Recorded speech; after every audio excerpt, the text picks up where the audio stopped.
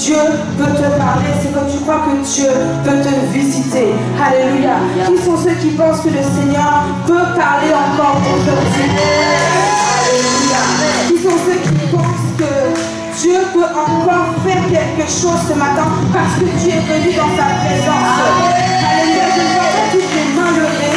Je ne sais pas ce qui t'empêche de croire que le Seigneur est vivant encore aujourd'hui. Je ne sais pas ce qui t'empêche de croire qu'il est celui qui est. Alléluia. Il est le je suis. Il s'est révélé comme le je suis. Il est celui qui est. Hier, aujourd'hui et éternellement. Alléluia. Alléluia. Est-ce que tu peux acclamer pour sa présence? Est-ce que tu peux véritablement prendre 5 secondes pour considérer que le Dieu Isaac, le Dieu Abraham, le Dieu de Jacob, sont encore vivants aujourd'hui? La mort ne l'a pas terrassé, mais il est ressuscité. Est-ce que tu veux le voir aujourd'hui? Est-ce que tu veux expérimenter sa présence aujourd'hui? Est-ce que tu veux expérimenter sa gloire aujourd'hui? Il est pour nous agréable de savoir que lorsque nous nous réunissons, c'est là que la bénédiction de l'Éternel est envoyée. Alors oui, tu es au bon endroit ce matin et j'ai envie de te dire, j'ai gloire en toi. J'ai envie de voir la gloire de Dieu. J'ai émergé en toi l'envie de contempler sa face, l'envie de contempler sa face. Tout comme Moïse a éclairé le nom de gloire lorsqu'il est sorti de la montagne face à face avec le Seigneur. Ma question aujourd'hui pour toi, est-ce que tu veux rayonner de gloire? Est-ce que tu veux rayonner de gloire? Est-ce que tu veux expérimenter les profondeurs?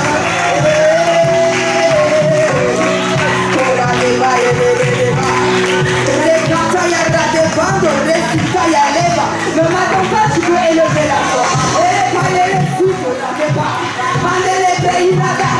Seigneur, nous t'invoquons. Seigneur, nous t'invoquons en ce lieu. Seigneur, nous t'invoquons en ce lieu. Oui, tout comme tu as été invoqué, le feu est descendu. Tu es venu consumer dans l'autel. Tu es venu consumer sur l'autel le feu qui avait été préparé. Nous venons dans ce temple de présenter notre offrande. Nous venons devant toi pour présenter ce que nous sommes. Oui, Seigneur, pour que le feu descende, il faut qu'il y ait le bois. Pour que le feu descende, il faut qu'il y ait une offrande. Que le feu vienne consumer, que le feu vienne consumer mon cœur et tout ce qu'il y a. Oui, Seigneur, je viens te donner. Je viens te donner tout ce que je suis. Parce que je crois aujourd'hui que tu es le Dieu qui ne ment pas. Car je crois aujourd'hui que tu es le Dieu vivant. Car je crois, Seigneur, que si je t'appelle, tu réponds. Si j'invoque ton nom, tu réponds. Oui, Seigneur, je crois en ta fidélité. Je crois, Seigneur, en ta miséricorde. Je crois, Seigneur, en ton amour.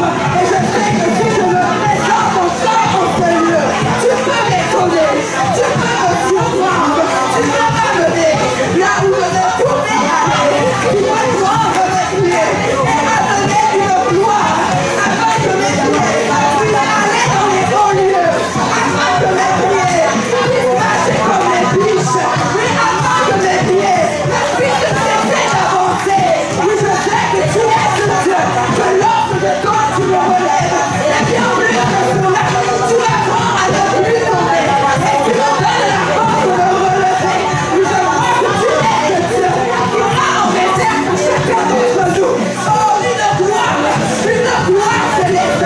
Tu dis dans ta parole, Seigneur, que tu nous révèles les choses cachées. Tu nous révèles les choses semblables à toi, Père éternel. Alléluia. Alléluia. Nous sommes ensemble et lorsque nous faisons ces courts temps de prière, j'aimerais que nous puissions être dans un même élan. Alléluia. J'aimerais que nous puissions prier. Si je prie, tu pries. Alléluia, on va faire comme ça. Si je prie, tu pries. Si je prie, tu pries. Alléluia, on est ensemble. Là, on est en train d'invoquer la présence de Dieu. Tu sais que tu veux voir les sens autour de toi. Tu sais que tu veux voir le mouvement de l'esprit. Associe-toi dans l'unité avec les frères et sœurs qui sont en train de prier.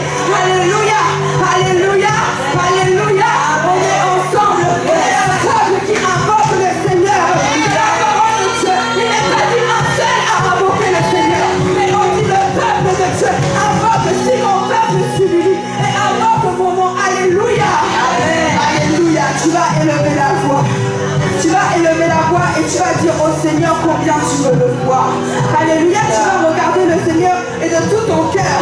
Tu vas lui dire ce que tu as envie de lui dire. Moi je ne sais pas toi, mais moi je veux encore le connaître davantage. Je veux l'expérimenter davantage. Et chaque jour est une occasion pour avoir un peu plus la révélation que tu es Dieu. Alléluia, oh Dieu. Alléluia. Seigneur, je veux qu'en ces temps, Seigneur, visite-moi.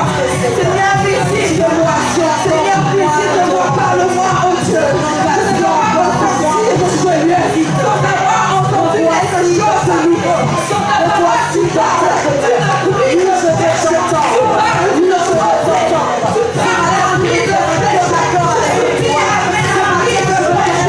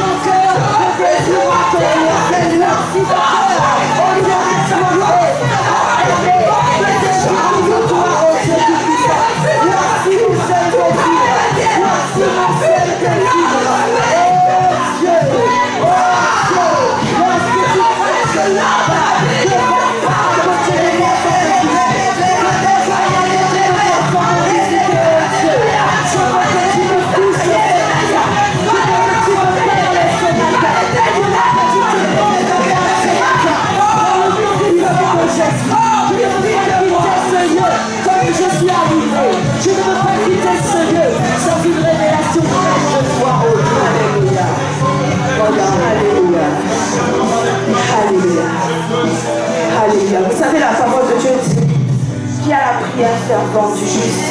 Vous savez, il m'a dit aussi que les portes du royaume des cieux sont forcées. C'est pour les violents.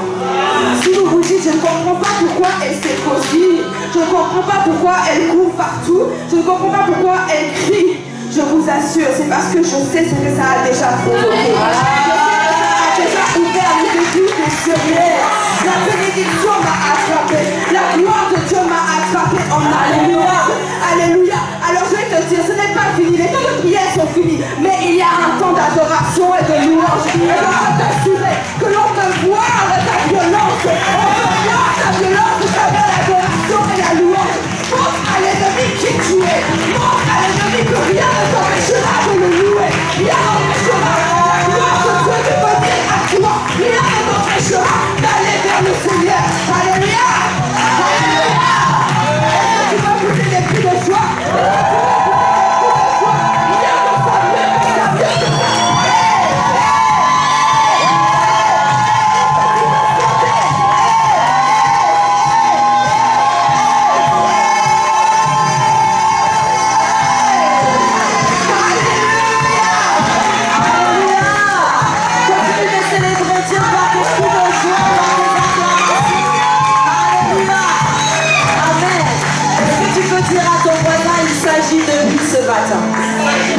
Il s'agit de lui ce matin.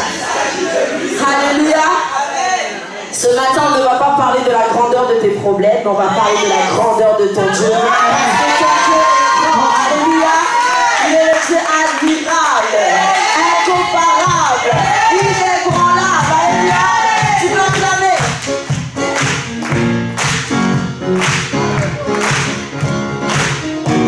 Il est le Dieu de miracles et il va encore agir dans ta vie ce matin. Alléluia. Tu transformes mal en vain. Tu guéris l'aveugle par ta main. Nul n'est comme toi. Comme toi. Dans nos ténèbres tu brilles. Oui, tu nous redonnes la vie. Nul n'est comme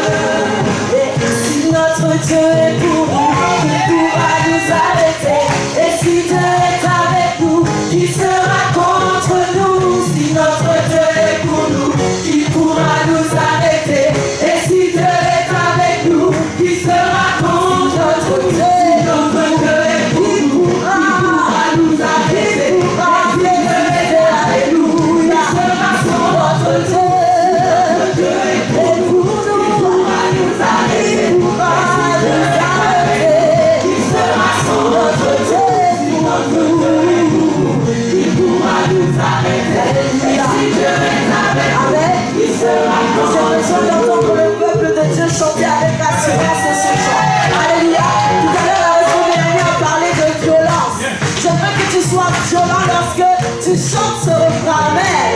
Alléluia. Personne ne tiendra tant que tu vivras. Alléluia. Est-ce que tu peux chanter? On y va. Si notre Dieu est pour nous, hey, il pourra nous arrêter. Vas-y avant. Et si Dieu est avec nous, ok, il sera contre. Tu chantes bien, peuple de Dieu, chante encore. On y va. Il pourra nous arrêter. Je vois les gens qui ont la bouche fermée. On y va. Il sera contre. Notre Dieu est pour nous, il pourra nous arrêter. Et si Dieu est avec nous, il sera contre. Et s'il est pour toi, qui sera contre toi? Qui pourra résister? Parce que tu marches avec le roi des rois. Parce que tu marches avec l'Éternel Dieu des armées. Alléluia. Qui sera contre nous? Qui pourra résister? Si Dieu est avec nous, qui sera contre nous? Qui sera?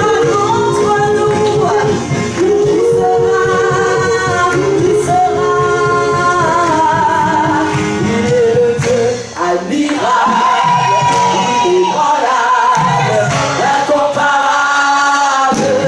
Il est le Dieu admirable, inébranlable, incomparable.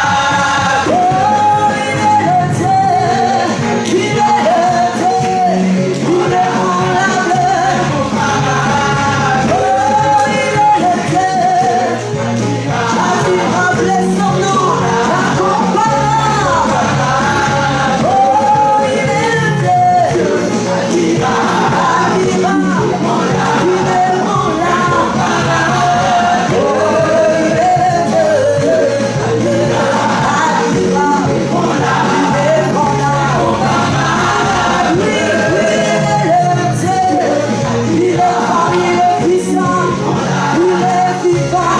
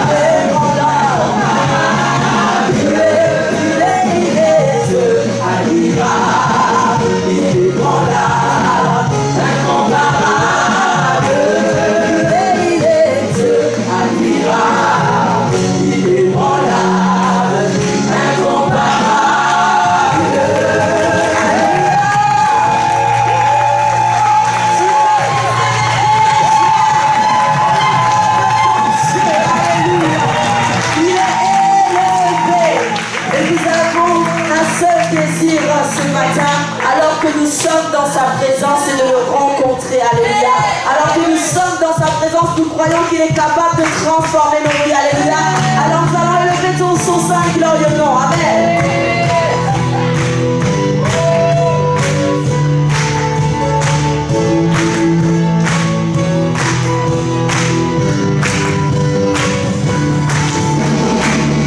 Nous désirons, Seigneur, une seule chose aujourd'hui.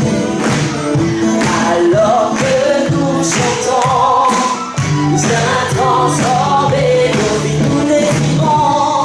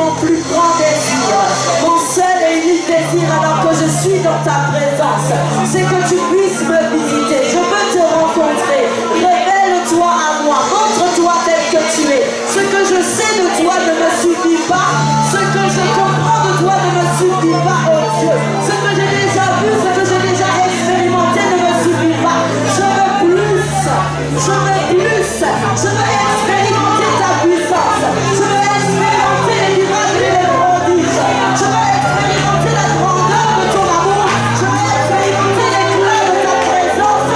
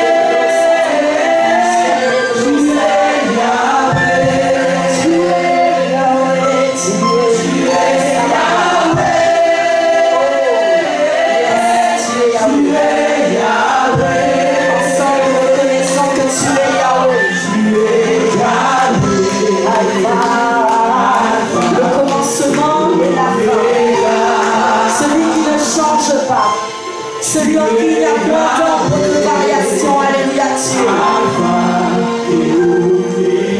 Oui, tu es Yahweh.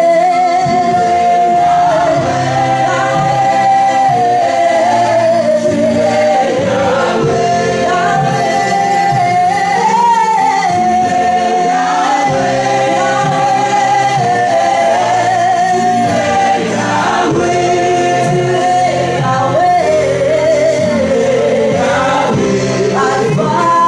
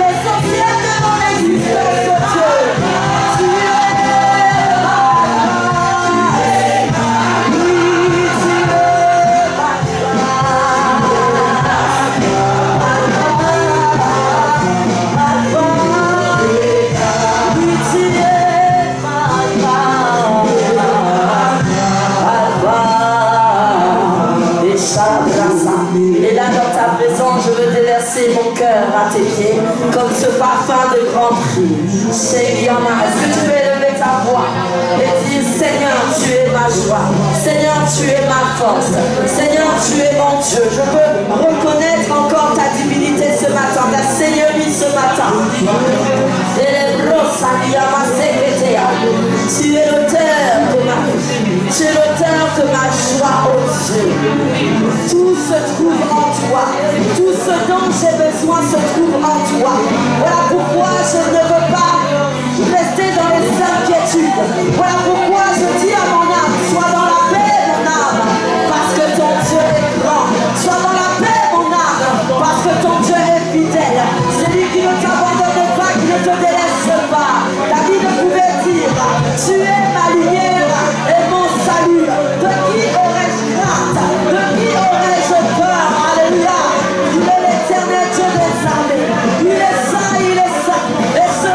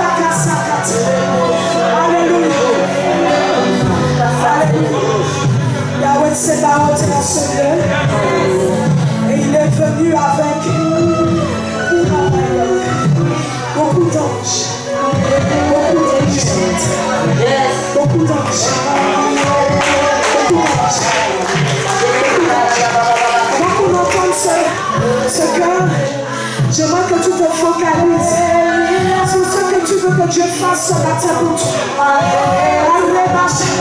Emmanuel.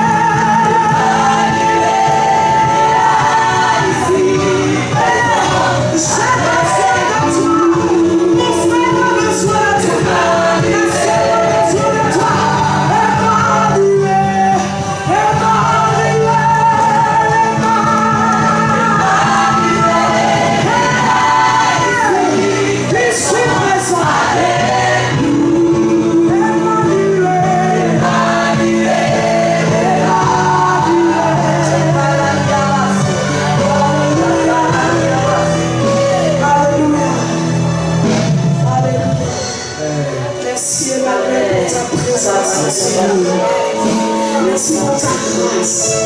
Merci parce que tu souffles sur nous. Lorsque ton nom est invoqué, assurément tu descends dans ta gloire. Lorsque ton nom est invoqué, assurément tu es visible. Et tu te rends visible.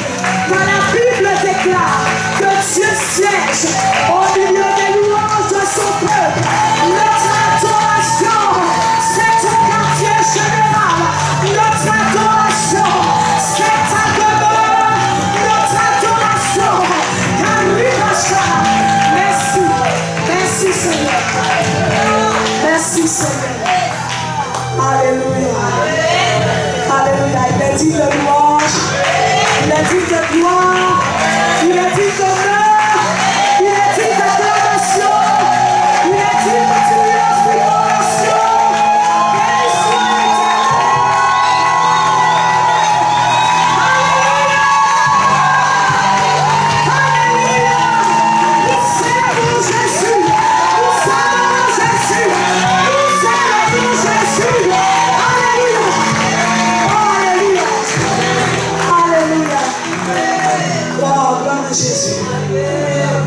Jésus. Si on n'apprend pas à commencer ici à adorer, ce n'est pas dans le ciel qu'on va arriver. Donc ici-bas, tu dois te préparer. Alléluia. On peut se rasseoir dans la présence de Dieu. Est-ce qu'on peut acclamer les chantres?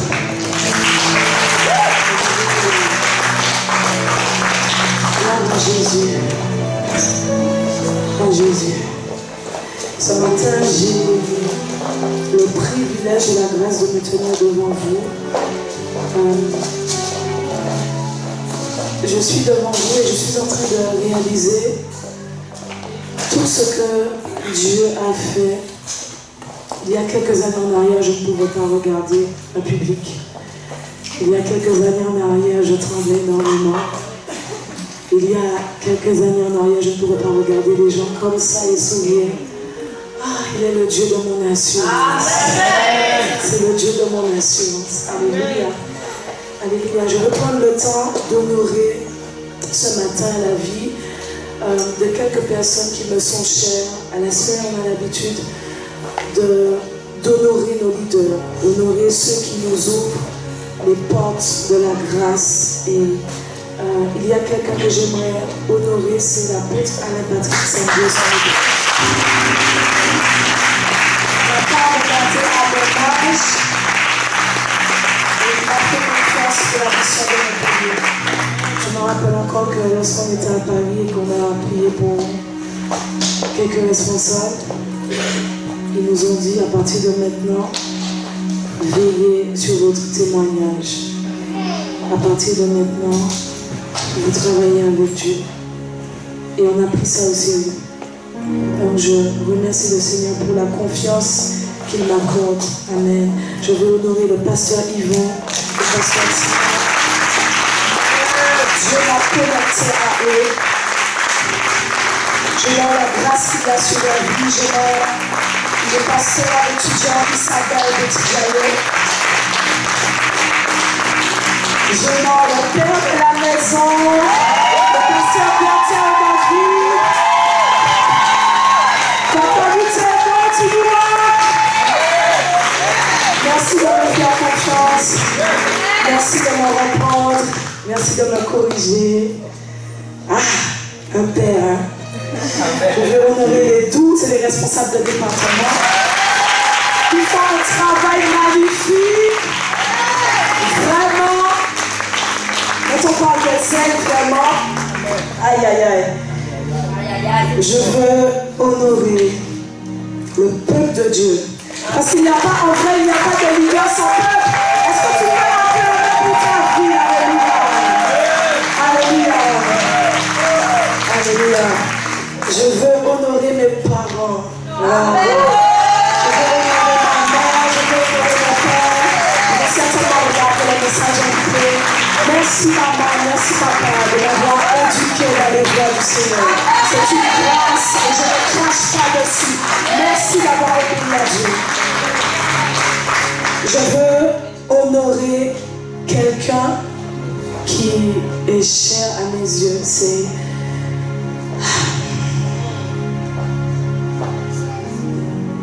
il est celui qui m'a rétabli.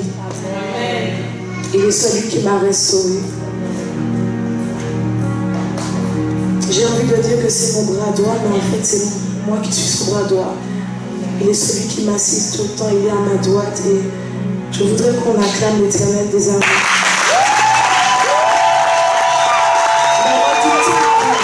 Je suis son micro, je suis son amplificateur et il m'a choisi de parler. Alléluia. C'est lui qui m'a donné l'assurance, c'est lui qui m'a donné la hardiesse. Il m'a délivré de l'esprit de timidité. Il m'a donné sa force. Il m'a donné son amour. Merci Jésus. Merci Jésus. Merci Jésus. Je suis reconnaissante à Dieu. Le pasteur Bertrand m'a dit que ce dimanche, ça allait être moi qui allais prêcher. J'ai commencé à faire tout le film. Tout le film. Tout le film. À partir du moment où j'ai accepté Dieu jusqu'à maintenant. Si on m'avait dit que j'allais prêcher, franchement, je pense que j'aurais fui Dieu. Bon, j'ai essayé, ça ne marche pas. Ça ne marche pas. Ça ne marche pas. On ne marche pas. En tout cas, gloire à Dieu. Alléluia. Est-ce qu'on peut se lever quelques instants? Je voudrais prier encore pour ces instants. Père, je te remercie pour la grâce que tu me donnes d'enseigner ce matin, Seigneur. Merci pour l'esprit de vérité. Merci pour ton peuple qui est là et qui va recevoir toutes ces paroles. Je prie maintenant au nom de Jésus et je renverse toute auteur qui s'élève contre ta connaissance. Et j'appelle à la captivité toute pensée orgueilleuse, toute pensée de religiosité, toute pensée limitante, résistante, au nom de Jésus-Christ. Merci Seigneur de renouveler notre intelligence, parce que la Bible déclare que ta parole nous éclaire et elle donne de l'intelligence aux simples. Nous te bénissons Seigneur et nous te rendons grâce dans le nom de Jésus. Amen. Amen. Gloire à Jésus. Amen, amen. Nous sommes dans le mois de l'éclat dans les finances. Et le titre de mon message, c'est « Pourquoi les chrétiens sont pauvres ?» Pourquoi les chrétiens sont pauvres? Je pense que c'est une question importante. Pourquoi les chrétiens sont pauvres? Alors que normalement, lorsqu'on vient à Christ, on est censé connaître une vie glorieuse, une vie de succès, une vie de victoire, une vie de réussite. Alors, voici la question que le Saint-Esprit m'a inspirée. Il m'a dit, demande-leur pourquoi le chrétien, pourquoi les chrétiens sont pauvres. Demande à ton frère pourquoi les chrétiens sont pauvres. Et qu'est-ce que tu as dit? Il n'a pas répondu, je sais. Lui-même, il ne sait pas. Peut-être que lui-même, il est dans le cas.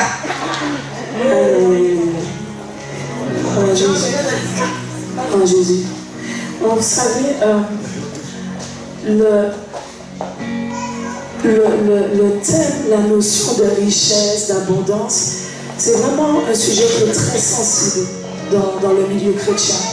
C'est un sujet très sensible et c'est quelque chose qui est vraiment combattu par le diable. Okay?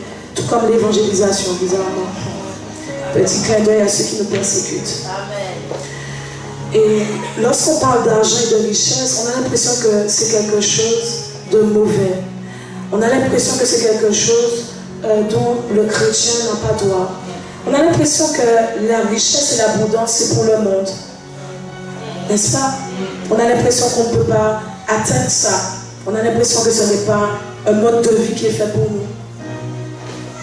Alors que l'Église des derniers temps est censée connaître une vie glorieuse. L'Église des derniers temps est censée briller financièrement. Et qu'est-ce qu'on constate? Ce n'est pas le cas. Éphésiens 1, verset 18. Voici ce que Paul dit aux Éphésiens et voici ce que Paul nous dit aussi, et c'est sa prière. Il dit, et qu'il illumine les yeux de votre cœur pour que vous sachiez quelle est l'espérance qui s'attache à son appel, quelle est la richesse de la gloire de son héritage qu'il réserve aux saints. Il y a une autre version qui dit, vous connaîtrez la richesse magnifique des biens qu'il donne à ceux qui lui appartiennent. Donc, vous voyez que la richesse, Dieu n'est pas contre ces choses-là. Et d'ailleurs, le mot richesse, ici, c'est le mot plutos en grec qui signifie possession de biens, au cas où certains chrétiens voudraient spiritualiser, et dire que c'est une richesse spirituelle. Parce que vous savez, nous les chrétiens, parfois on aime spiritualiser. Quand il est question de biens, on dit que c'est la richesse spirituelle. Quand il est question des grandes maisons, on dit que c'est la richesse spirituelle. Donc je vais lire. Richesse, possession de biens. Abondance de possession extérieure. Abondance, plénitude. Et moi, ça m'a fait la dernière phrase. Un bien, c'est-à-dire ce avec quoi l'on est enrichi. Au cas où tu n'as pas compris. Donc, dans ce passage-là, on parle de possession. On parle de biens. Amen. Donc, vivre dans l'abondance, c'est normal. En fait, c'est un standard, en fait. Donc, déjà, j'aimerais tuer ça dans la tête de beaucoup qui pensent que les richesses, l'abondance, c'est pas pour nous. C'est normal. Dis à ton frère, c'est normal. C'est normal en fait. C'est tout à fait normal. La Bible dit que Dieu veut que nous puissions vivre dans l'abondance, n'est-ce pas? On connaît tous Jean 10, mais on ne le comprend pas, on ne le réalise pas assez. Lorsque tu vis dans l'abondance, tu n'es pas limité, n'est-ce pas? C'est vrai. Lorsque tu vis dans l'abondance, tu n'es pas stressé de ce que tu es privé. L'abondance. Donc la vie en abondance, c'est une vie sans limite. Maintenant, pourquoi les chrétiens sont pauvres? Et la première raison, c'est une raison qui va peut-être étonner certains. La pauvreté de l'Église est d'abord due à l'ignorance. L'ignorance. L'ignorance. L'ignorance ou la mauvaise compréhension de ce qu'est la bénédiction, de ce qu'est la richesse, de ce qu'est la prospérité. Parce que ce n'est pas la même chose. Sinon la Bible n'aurait pas dit c'est la bénédiction de l'Éternel qui enrichit. La bénédiction, ce n'est pas la richesse, mais la bénédiction t'amène à la richesse. Et lorsque tu es riche, il est possible pour toi de faire prospérer tes biens.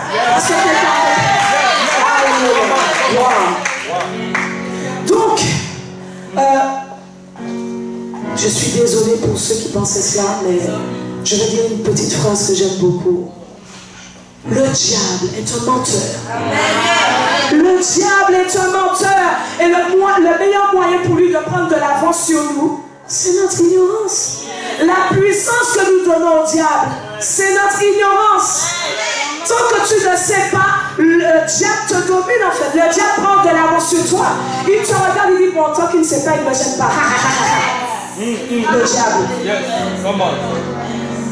Donc, il est possible que si dans un domaine de ta vie, il n'y a pas d'éclat, parce qu'on parle de l'éclat dans les finances, ça veut dire qu'il y a certainement un domaine où il y a l'ignorance. Le pasteur Bertin nous le dit souvent. Là où il y a ténèbres, c'est parce qu'il n'y a pas connaissance. Je vous assure, c'est très vrai. C'est très vrai. Parce que lorsqu'on connaît la vérité, on a affranchi. C'est très, très vrai. Osée 4, verset 6, c'est un verset qu'on répète souvent. C'est un verset qu'on connaît, mais je vais le redire. Et je prie que pendant que je dis ce verset, le Saint-Esprit te donne la révélation. La Bible dit, mon peuple est détruit parce qu'il manque la connaissance. Dans une autre version, mon peuple est détruit parce que vous refusez de reconnaître la révélation de Dieu. En fait, vous refusez de reconnaître la révélation de Dieu. Ça veut dire quoi? Ça veut dire que certains toujours sont là à discuter si, oui ou non, est-ce que Dieu te veut riche? Tu refuses la révélation de Dieu. Et il y a une version qui dit, c'est la version parole de vie, mon peuple meurt parce qu'il ne me connaît pas. Si mon peuple me connaissait, il aurait compris que je ne prends pas plaisir à le voir dans les galères financières, à le voir dans la pauvreté. Si mon peuple me connaissait, il aurait compris que tout comme un père assure la descendance, l'héritage de ses bâtis, moi l'Éternel, je donne la richesse parce que c'est la preuve de ma protection. La richesse de Dieu, c'est la preuve de sa protection pour toi. Quel père veut laisser ses enfants sans rien en fait? Aucun parent.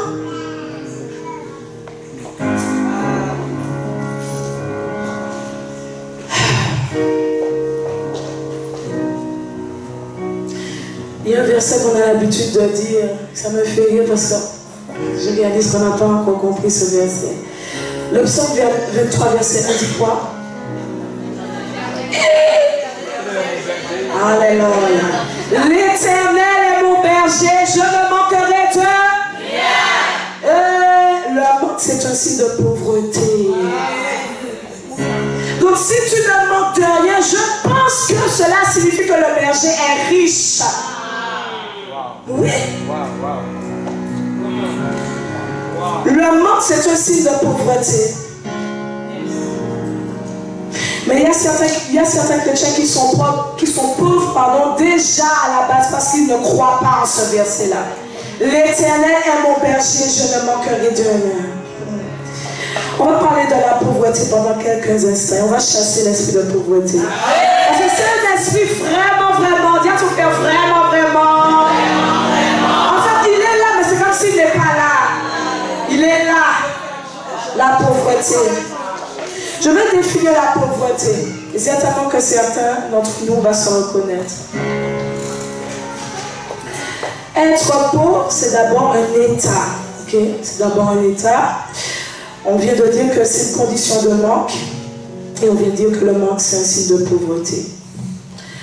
On va remarquer que Jésus à la croix, la Bible dit que Jésus à la croix s'est fait pauvre pour nous enrichir. Mais qu'est-ce qu'on fait de ce passage? Est-ce qu'on a compris ce passage? En fait, quand j'ai cherché ce passage, j'ai cherché les troncs comme Jaja, quoi. Au cas où il y aura un chrétien qui viendra me dire, ah mais non, en fait, la richesse dont il est question, c'est une richesse spirituelle. Non! Ce sont les biens, quand il dit enrichi, les biens, les possessions, une bonne vie. Donc Jésus s'est fait pauvre. C'est-à-dire que quand il traînait la croix là comme ça, déjà il était dépouillé. La Bible dit qu'il était dépouillé. Il était presque nu. En fait, Jésus à la croix s'est appauvri pour que tu puisses avoir de beaux vêtements aussi.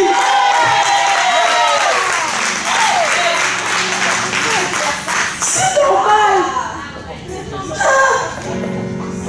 Il s'est dépouillé pour que nous soyons revêtus spirituellement. Merci, bien revêtus.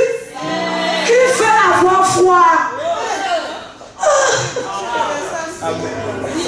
En hiver, mets-toi en débardeur. Et puis dis, c'est la volonté de Dieu. Dieu veut que tu sois ouvert, mais c'est normal. Mon Dieu.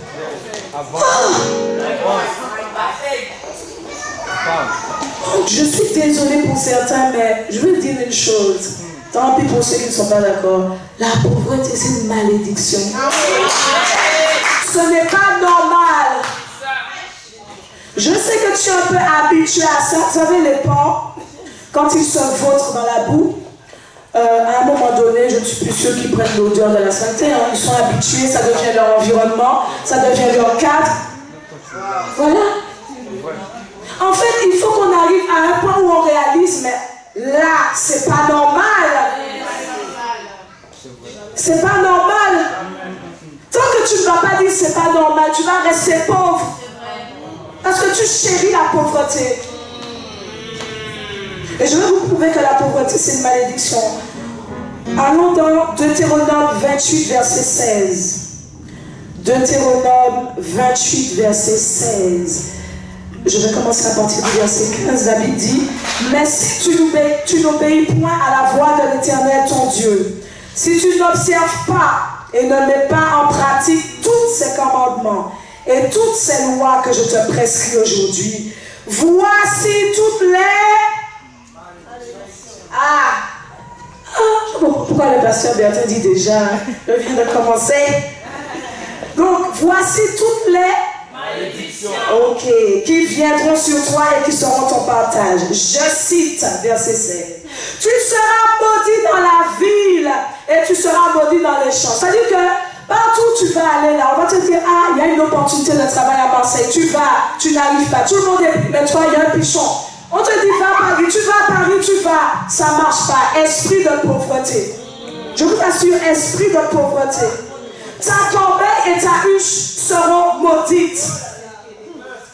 La huche, c'est la petite boîte en bois où l'on met le pain. On te dit que ce sera maudit, donc ce sera vide. C'est-à-dire que tu n'auras pas à manger, tu n'auras pas de pain. C'est une malédiction. Si tu arrives à un moment où ça devient difficile pour toi d'acheter les denrées alimentaires, les premières nécessités, pauvreté, tu es victime d'un esprit de pauvreté. C'est la vérité. Le fruit de tes entrailles, le fruit de ton sol, les portées de ton gros et de ton menu bétail, toutes ces choses seront maudites. C'est-à-dire qu'il n'y a pas de fruit en fait. Tu es à Montpellier, tu Tu n'arrives pas à trouver du travail. Tu es à Montpellier, mais le sol qui a ses richesses n'arrive même pas à te les donner. C'est pas normal. Parce que la Bible dit qu'on mangera les meilleures productions du pays. C'est pas normal. Ça doit t'alerter en fait. Ça doit t'alerter. C'est pas normal. Verset 48. Tu serviras. Non mais en fait c'est juste pas possible. Tu serviras au milieu de la faim, de la soif, de la nudité, tout nu. Et de la disette. C'est-à-dire que ton nécessaire là, tu n'as pas. C'est pas normal. C'est pas normal. Dis avec moi, je déteste la pauvreté. Je déteste. Lorsque quelqu'un est pauvre, la personne est humiliée en fait. La personne est humiliée. La pauvreté travaille avec un esprit qui s'appelle l'esprit d'humiliation. Tu es humilié. Tu ne peux même pas acheter du pain. Tu galères à payer ton loyer. Excuse-moi, je te regarde cette année, tu es pauvre. Je ne sais pas pourquoi je n'en ai pas. Tu as honte. C'est-à-dire que tu es l'aîné de ta famille. Tu n'as même pas pour subvenir aux besoins de tes petits frères et de tes petites soeurs. Et c'est même eux qui t'aident. C'est pas normal. Une fois, ça peut arriver. Mais c'est pas normal. Amen. C'est pas normal. Quand on est pauvre, on est frustré. Donc les pauvres qui font semblant et qui disent « Ah, j'ai mon nécessaire, je suis heureuse ». C'est un mensonge. Tu es frustré, tu es aigri. Et tu es même jaloux du riche. C'est la vérité. Et c'est de l'orgueil.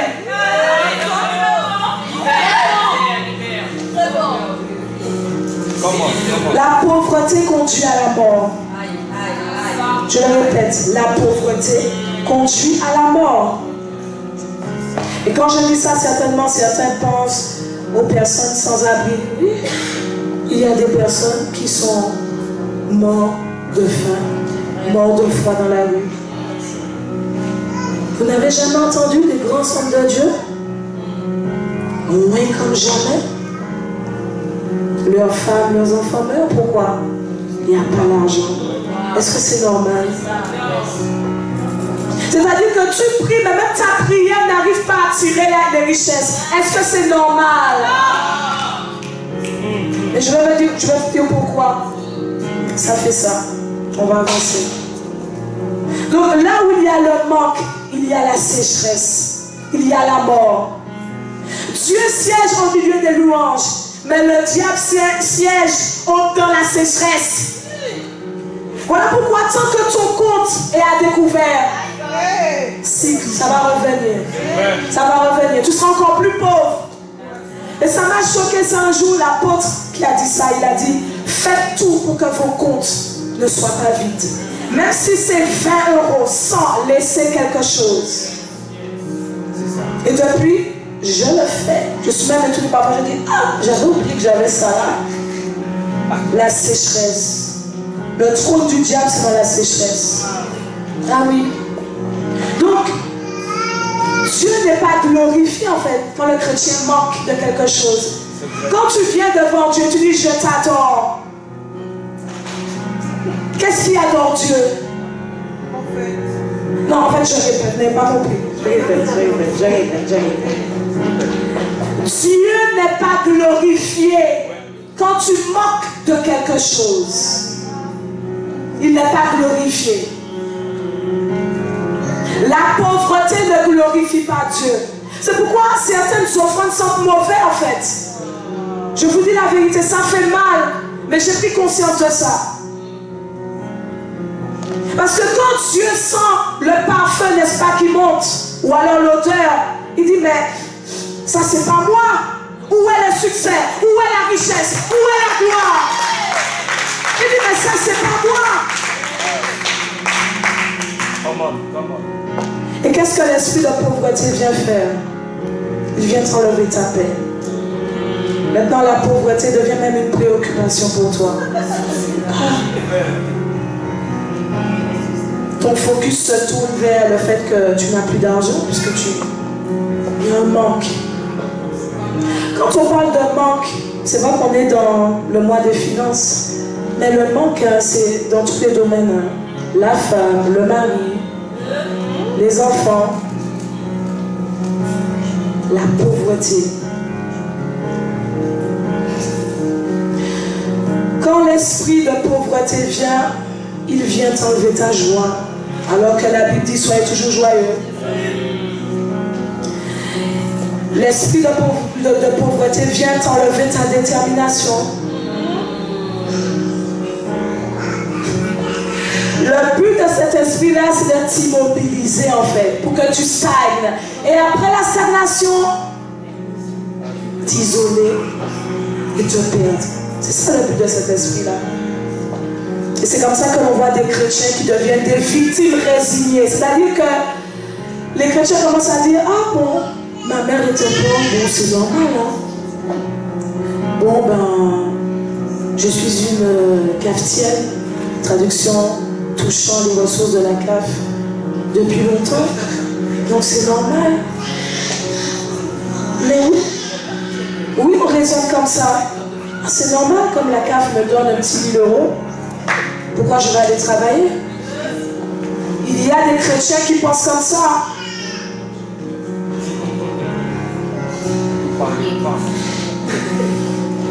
L'esprit de pauvreté te maintient dans un esprit d'esclavage et de limite.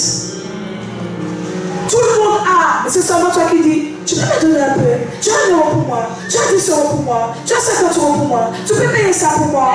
L'esprit de pauvreté. L'esprit de pauvreté. Maman, tu as 50 € pour moi. Je suis désolée, certains ne vont pas aimer ce que je vais dire, mais à un moment donné, il faut se détacher des parents. Les parents ont leurs factures, les parents ont leur lot. Fais ta part. Est-ce que tu honores même tes parents? Est-ce que tu arrives de dire, maman, tiens, 50 €? Est-ce que tu es malade? Tu ne connais pas les galères de tes parents? Mais c'est vrai. Les parents ne disent rien, mais ils souffrent.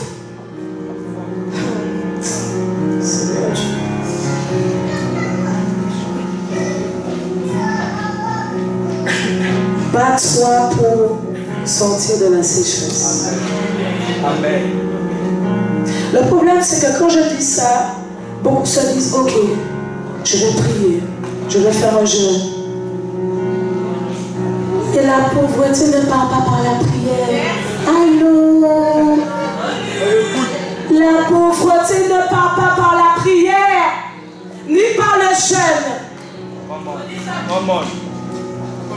L'esprit de pauvreté part lorsque ton intelligence est renouvelée. Je vous assure. Amen. Beaucoup de chrétiens, est-ce que ça t'a amené vers la richesse?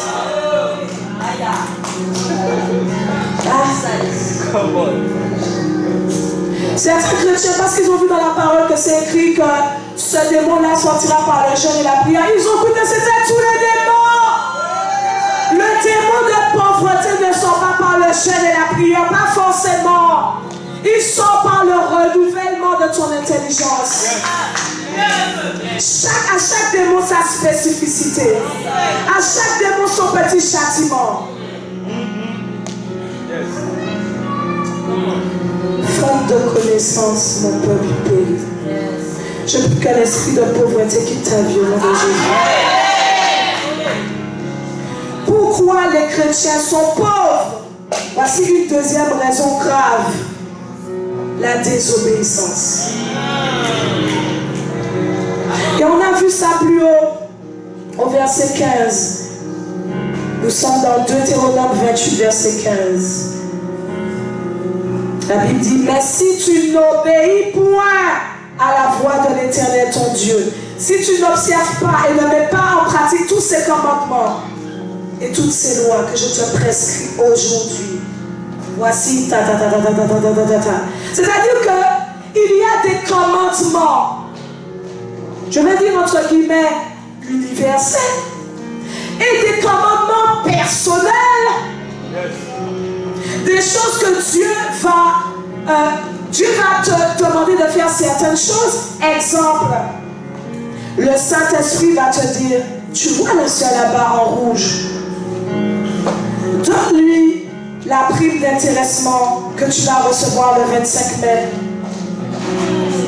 Tu l'attendais pour ton dépôt de garantie. Bon, c'est mon cas, c'est pour ça que je prends l'exemple. Tu l'attendais, donne. Qu'est-ce qu'on fait? Le système de pensée fait, ah, mais j'ai déjà pas. Ah, mais j'ai pas beaucoup. Ah, mais mon compte est déjà en rouge. Ah, mais quand même, la prime d'intéressement, bon, il y a quand même 3 chiffres, hein, c'est pas un petit montant. L'esprit de pauvreté. Je vous dis, l'esprit de pauvreté. Et si on n'est pas obéissant, si on n'aime pas Dieu, tu ne vas pas faire. Tu vas garder. Et au final, tu vas faire n'importe quoi avec. Tu dis tout le temps, je suis béni, je suis une source de bénédiction, mais tu ne comprends pas ce que tu dis.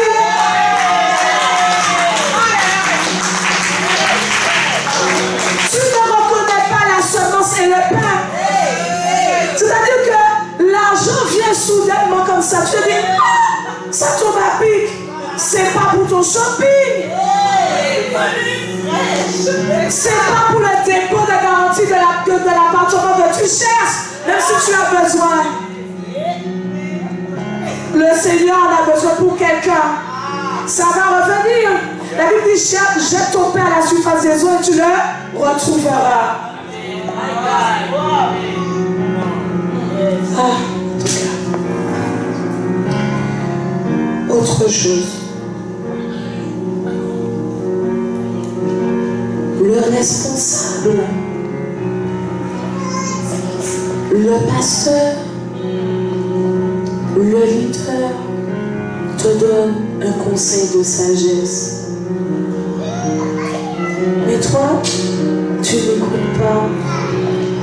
Et quand tu vas faire tes choses, ça n'est pas là que bizarre quand tu crois que malheur sur malheur. Tu vois que la sécheresse là, ça s'intensifie. Tu ne comprends pas. Tu vas dire c'est le sorcier. Le sorcier lui-même, il a dit, ah, une fois c'est pas moi. Une fois c'est pas moi. Tu vas dire, ah mais c'est Dieu qui m'a puni. Il va faire.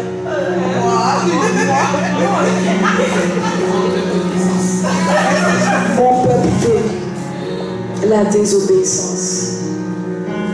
C'est-à-dire que tu vas avoir une opportunité. Et je crois que c'était le pasteur Bertrand qui disait ça. Toute opportunité n'est pas toujours une bonne opportunité. Le leader qui est rempli de cet esprit te dit, là je le sens pas, il y a une magouille, un truc derrière. Non, tu vas. Tu as besoin d'argent. Mais c'est quand même 2000 € par mois, quoi. Non, ne va pas, tu sais, je le sens pas. Tu fais.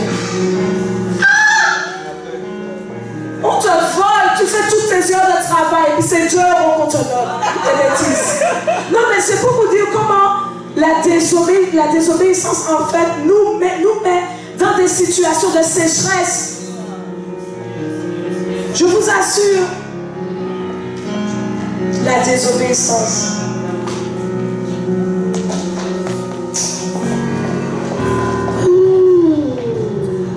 La désobéissance. Je vais finir avec un 3e point. Je ne sais pas si j'ai le temps. Ok. Non, c'est pas grave, je vais parler au 2e culte. Je parle au 2e culte. Ok. Est-ce qu'on peut se lever dans la présence de Dieu? Est-ce qu'on peut se lever dans la présence de Dieu? J'ai tellement de choses à dire. On va se lever dans la présence de Dieu. On n'a pas encore fini d'écouter tout l'enseignement, mais du peu que tu as entendu, j'aimerais vraiment que tu puisses te mettre devant Dieu et demander pardon au Seigneur si tu sais que tu fais partie de ces personnes qui s'est attachée à la pauvreté, pardon. À un point où tu as commencé à chérir ça. À un point où tu as commencé à développer un système de pensée, de pauvreté, d'égoïsme, d'avarice. Est-ce que tu peux prendre quelques minutes et prier? Est-ce que tu peux prendre quelques minutes et prier? Alors que tu es en train de prier, le Saint-Esprit est en train de faire remonter toutes les situations, toutes les paroles qu'il t'avait dites, toutes les instructions, toutes les situations. Je t'assure, prie. Et pendant que tu pries, tu auras des flashs. Le Saint-Esprit va faire remonter des situations, des cas. Ce que tu pensais être normal, le Saint-Esprit est en train de te parler. Il est en train de te dire, ma fille, je veux plus parce qu'il y a plus. Mon fils, je veux plus pour toi parce qu'il y a plus. Ce n'est pas le cadre dans lequel je t'ai amené, que je t'amène à régner, que je t'amène à dominer. Refuse la pauvreté. Est-ce que tu peux dire, Père, je refuse la pauvreté? Est-ce que tu peux dire, je refuse la pauvreté?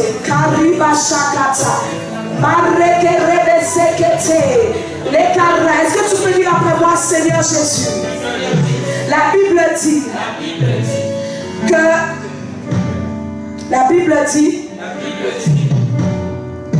excusez-moi.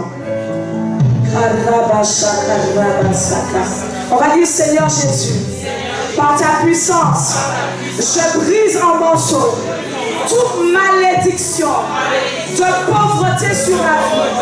La Bible me fait comprendre que Christ m'a libéré de toute malédiction par la loi de l'esprit de vie. Je déclare au nom de Jésus qu'à cause de la mort de Jésus-Christ, je brise toute malédiction de pauvreté sur ma vie. Chaque malédiction qui me veut me rendre inutile, chaque malédiction qui me détruit ma destinée, je viens contre toi par le sang de l'agneau. Je me tiens debout contre chaque homme fort appelé pauvreté dans ma vie, appelé avarice dans ma vie, appelé égoïsme dans ma vie, appelé disette dans ma vie. Au nom de Jésus, j'annonce que mon expérience, que mon destin appartiennent maintenant à Dieu. Au nom de Jésus, par conséquent, chaque enfant démoniaque de ma vie, je te contrecarre au nom de Jésus.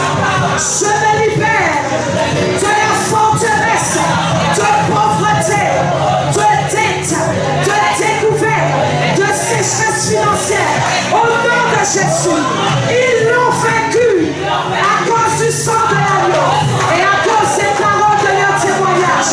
Alors je décrète que le sang de l'agneau me rend à nouveau entier. Je décrète que le sang de Jésus me rend libre au nom de Jésus. Est-ce que tu peux prier en quelques instants?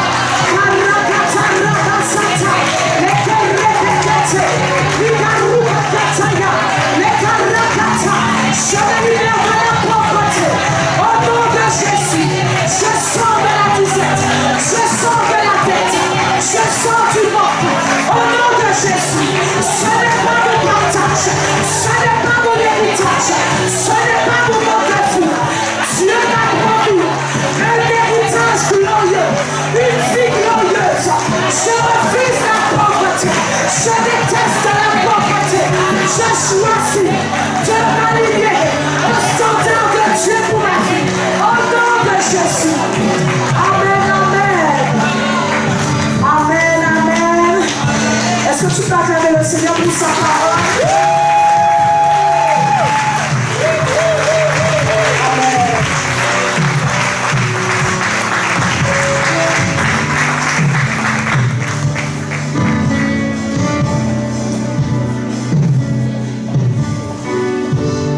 Alléluia, excusez-moi.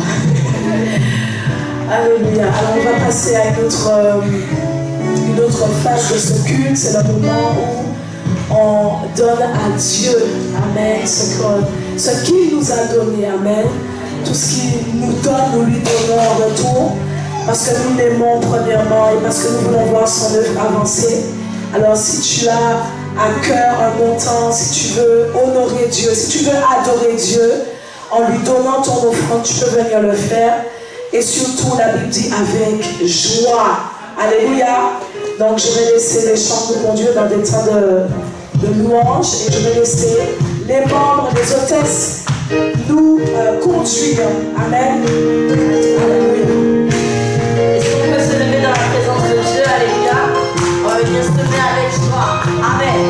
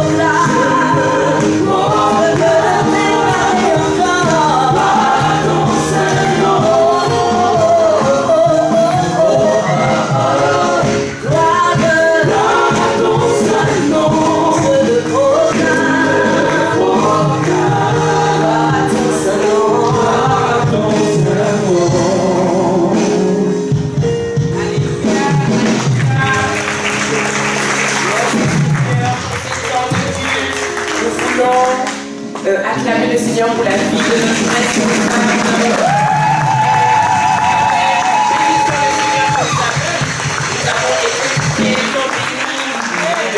Vraiment le Seigneur pour ce message et nous croyons que être riche c'est normal.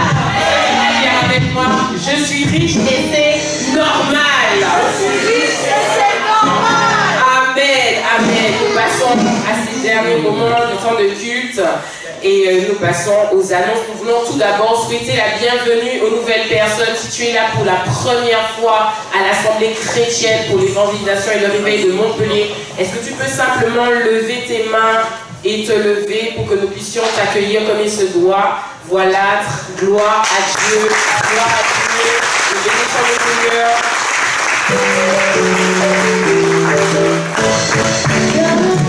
Bienvenue mon frère, ma soeur, dans la maison du Seigneur, dans l'amour, dans la paix, nous voulons honorer.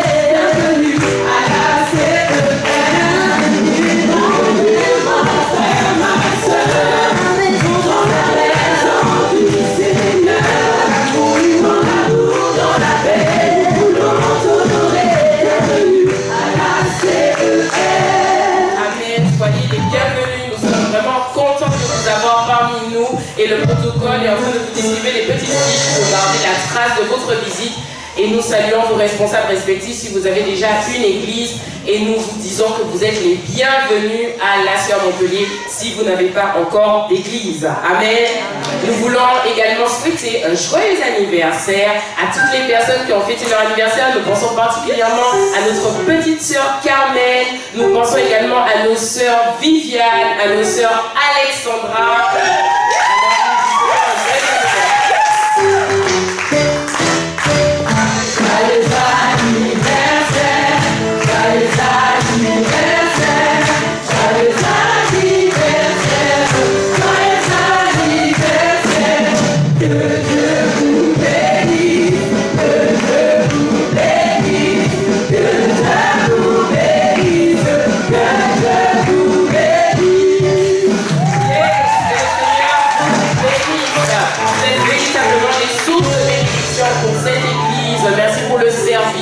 Merci véritablement pour la bénédiction que vous êtes.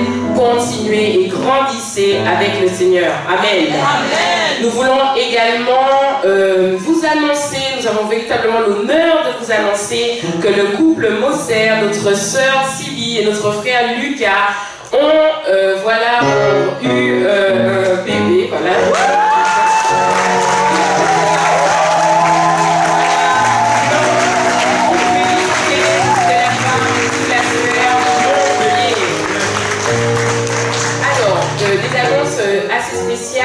Donc nous avons les cultes de baptême le dimanche 22 mai. Donc voilà, nous avons des frères et des sœurs qui vont passer par les eaux du baptême. Est-ce que tu peux acclamer le Seigneur?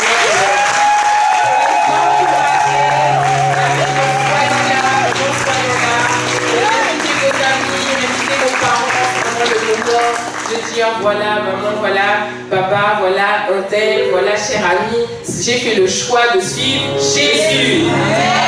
Amen. Et pour clôturer, nous allons passer une petite vidéo où c'est le réseau Pionnier qui nous invite voilà, à la fin de chaque culte. Donc ne partez pas trop vite, il y a une vente de gâteaux et quelques mets salés. Donc voilà, ils vont vous dire ce qu'ils ont concocté pour vous.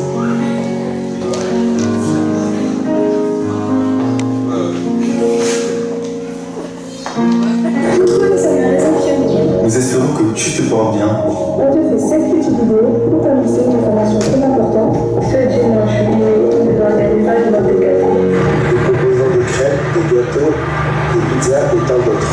Cette vente de gâteaux a pour but de nous aider financièrement pour toutes nos activités et projets dont Financer notre retraite que nous aimons en faire le 3, 4 et 5 janvier. Nous attendons nombreux et nombreuses à la fin de ce culte. et nous on est terminés. Bonne journée à toi et que Dieu te bénisse.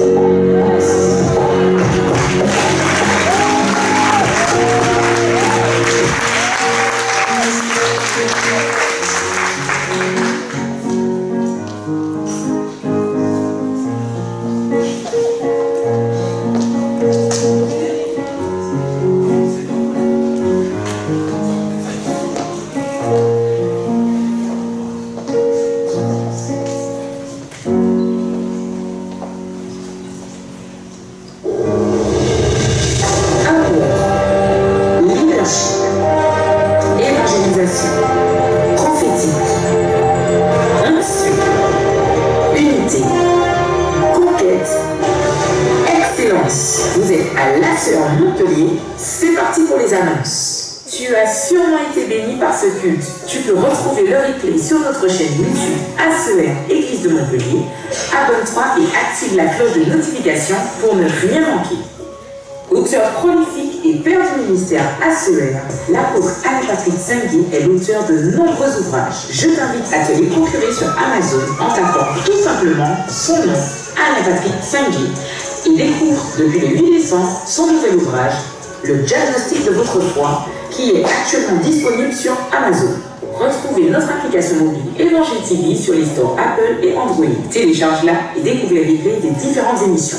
Tu pourras également découvrir des films chrétiens, des dessins animés, ainsi que des programmes à regarder en famille. Tu peux aussi avoir Évangile TV sur ton écran télé en téléchargeant notre application sur les blocs Android, Fire TV ou même sur Apple TV. Connecte-toi tous les midis, du lundi au vendredi, sur la chaîne YouTube Évangile TV et participe à des émissions interactives de qualité.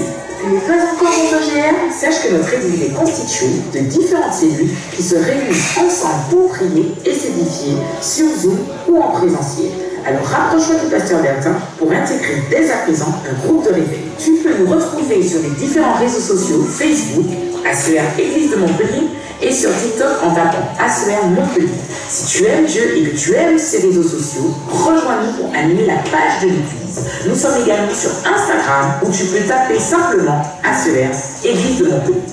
Tu as des difficultés à t'inscrire au cours de base, au discipolat ou même à l'affermissement, sache que désormais chaque dimanche, après chaque culte, le point info t'assistera dans cette inscription et bien évidemment répondra à toutes tes questions. Peut-être même tu aimerais savoir comment intégrer un département ou intégrer un GR, ce sera toujours au point info que tu trouveras l'information nécessaire. Je te donne donc rendez-vous ce dimanche, tout de suite après le culte au point info. Tu es peut-être à la recherche d'une église, d'une famille spirituelle qui t'aidera à grandir dans ta relation avec Dieu, une église où tu pourras t'épanouir dans la communion fraternelle et grandir dans la connaissance et dans tes dons. Sache que l'Assemblée chrétienne pour l'évangélisation et le réveil de Montpellier est cette assemblée. N'hésite pas à nous écrire à acermontpellier1@gmail.com et c'est avec plaisir que nous te répondrons. Quelles que soient tes origines ou ton milieu social, que tu sois jeune, très jeune ou moins jeune, que tu viennes seul, en famille ou avec tes amis, la sœur Montpellier est la famille qu'il te faut. En partant, n'oublie pas de garder la salle propre et à cet effet, une poubelle est mise à notre disposition au niveau de l'entrée principale. Je vous remercie d'avoir suivi ces annonces. Si vous voulez les réécouter, vous pouvez les retrouver sur notre chaîne YouTube ACER Église de Montpellier. Rendez-vous la semaine prochaine à l'église ACER Montpellier. En attendant, on reste connecté sur nos différents réseaux sociaux. Vous êtes bénis. À bientôt.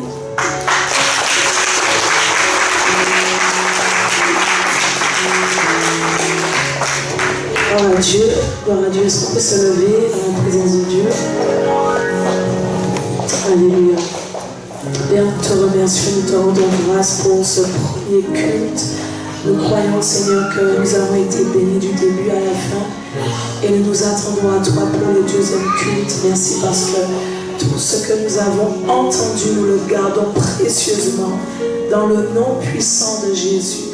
Amen. Amen.